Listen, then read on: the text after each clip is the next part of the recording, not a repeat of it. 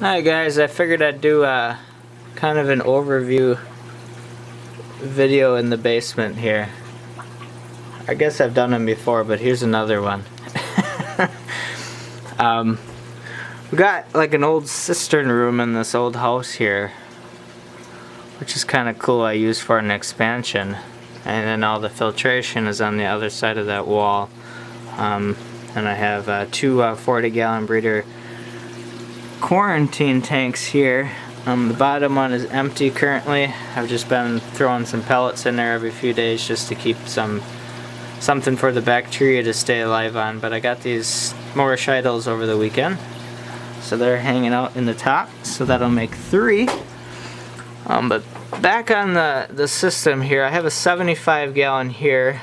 This was fired up about 4 years ago on the previous system, and I haven't used it yet on this one. Really all I'd have to do is make up some more water and open that red valve there, and water's gonna start going in there. It's already all plumbed in. I guess I just haven't wanted to do that yet, just because there's so much stuff I can put in the tank upstairs. I really don't want to worry about another one. But then we got a 27-gallon stock tank, I believe it is. I'm just from Fleet Farm. I got a few pieces of rubber rock in there. Just a little bit of flow, just keeps her going. Extra water volume. Might get some pods or something in there maybe. Then we got the giant algae scrubber here, which is getting close to cleaning again. Whenever algae starts growing on the top, starts to plug up the slot, I start getting some sprayage, which I'm starting to get a little bit of. So that pretty much tells me it's just about time to clean it again. But it was getting really nasty with cyanobacteria down here, and it's almost completely eliminated itself, all on its own. Like the white leg of the PVC there, that was all red before, it's gone. There's a tiny spot there, and the spot there. Other than that, it is completely gone. And that's the only place I've seen it. There was never any in display or anything, so that's cool. I mean, it kind of did its job, and that's kind of phased in and phased out. But that's about 32 inches long and 18 inches tall.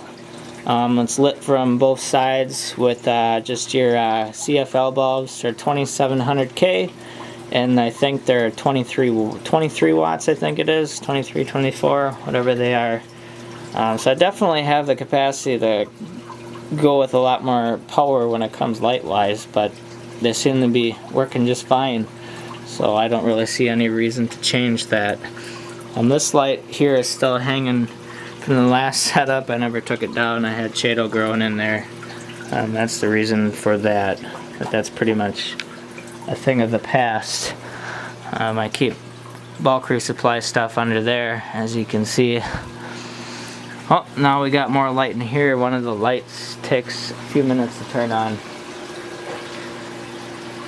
with its old age. There you can see the idols again. They are doing awesome, eating like crazy, just like the one upstairs. And then here is the filtration room,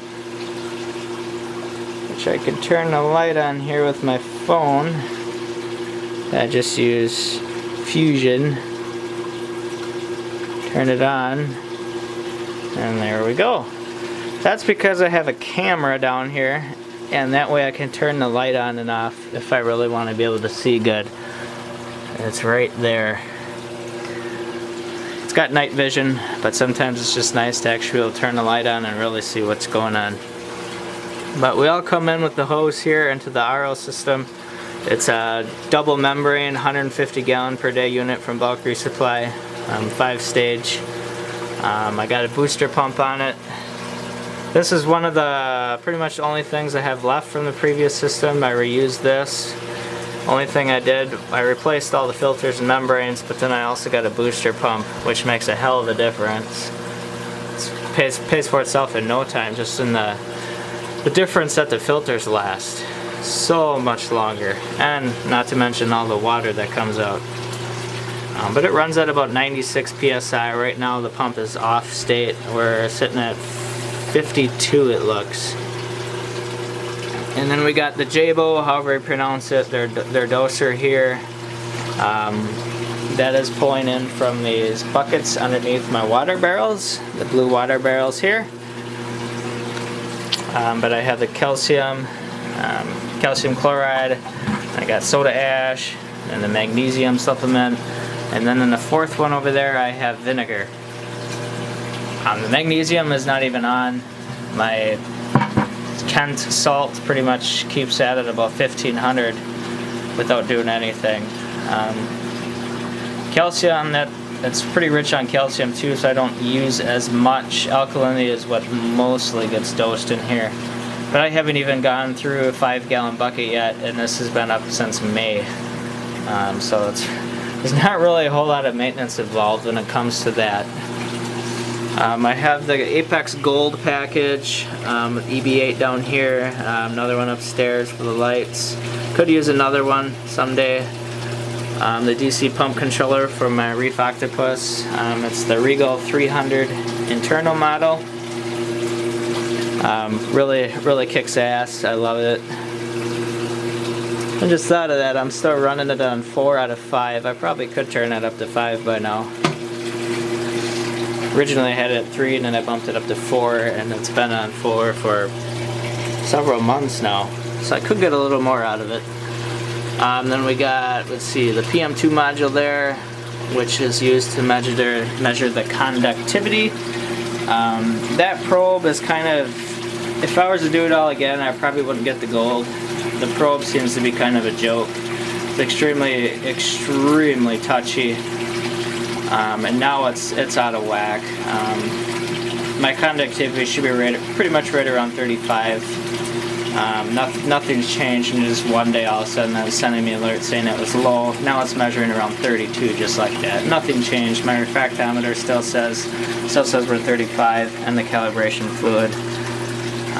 If you just tap the thing a couple times, it'll jump up and say that it's like 50. So I wouldn't do it again if I was to do it again. I'd just get the Apex with the lab grade probes. We got a BRS carbon GFO reactor. However, I do not run GFO. I never had good results with it. I just thought it was kind of a useless money pit. I run carbon on both sides of it. So it's pretty much just a carbon reactor. It's powered by a MaxiJet 1200, which just gets fed in kind of next to that basket there. I have a high, or I should say a low level water, high level water there. The top one is just a little bit higher, just a backup in case the first one has failed, which it did a couple weeks ago, first time ever. Them are still the same. That's the same setup as I had from before, 4 years ago or so. I just cleaned it and it's all good again. But the second one triggered and the Apex sent me an alarm. I also have it on a time limit, so the ATO can only run for, I think it's 40 seconds, and it's going to shut it off anyways. And it can only turn on every 3 hours. And here I have some BioBalls. They are not a nitrate factory when they are submerged. I don't see any problem with them at all, and they work great. I just figured since I have them, hey, I'll put them to use somehow. So I put them in a little tub here with a whole bunch of holes. And both of these, the skimmer and that, are just held up by like your plastic file cabinet crate things from Walmart. They do perfect. The skimmer one, I have a PVC pipe cut to length right in the center, because that's a lot of weight on there and it'd cave in eventually. But the PVC pipe supports it. Got quite a bit of rock in there. I have 3 300 watt Jaeger heaters, so it's only 900 watts. I'm not sure what I'm going to do yet this winter, if I'm just going to throw in more heaters, but I'm thinking I might do some type of way to heat this room, because that can be pretty energy inefficient. When them heaters fire on, that's a lot of juice. So I'm thinking I'll be better off heating this room somehow and leaving that as is. It comes out, goes to the Reflow Hammerhead Barracuda, the hybrid pump. I have the Barracuda impeller in it, so it could be more flow than what it is, but I didn't need any more. and once again it cut down on electricity consumption. About a one-third drop. It should be somewhere around 200 watts, maybe a little over 220 or something. I forget. It's been 6 months now, but it's not bad for how much water it's pushing. Here we have the Jabo, the DC 12,000.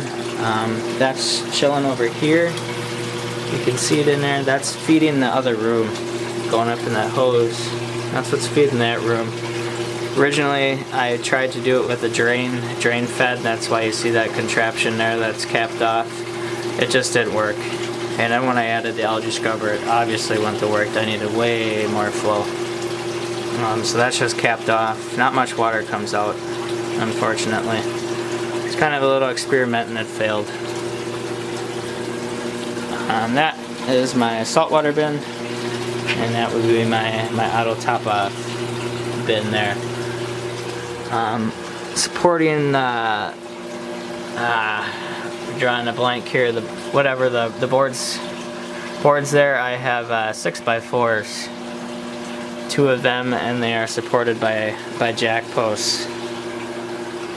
Because it's somewhere in the 5,000 pounds range, 5,000 something, and that's pretty much where you see a jack post here is about each corner of the tank upstairs, if my measurements are good. That was one of the most nervous things I was when I was filling that thing up, but it never made a peep, never did anything. We were all good. I have 2 20 amp circuits coming in this room, and I also have the lights are on another circuit upstairs, so I kind of have three separate circuits powering the entire thing. Let's see. I think that's pretty much about it. And there's that canister filter. It's not in use. I used it way in the beginning. Just too lazy to put it away or something. Some salt. The egg crate top for the bottom one. Gotta get you another view of the scrubber here, maybe. On the back side. Yeah, that thing is awesome. Maybe someday at 75 gallon I'll have some critters in there. And then up here we got some of my my filter socks that I use on the system. But I think that pretty much covers it. Thanks for watching.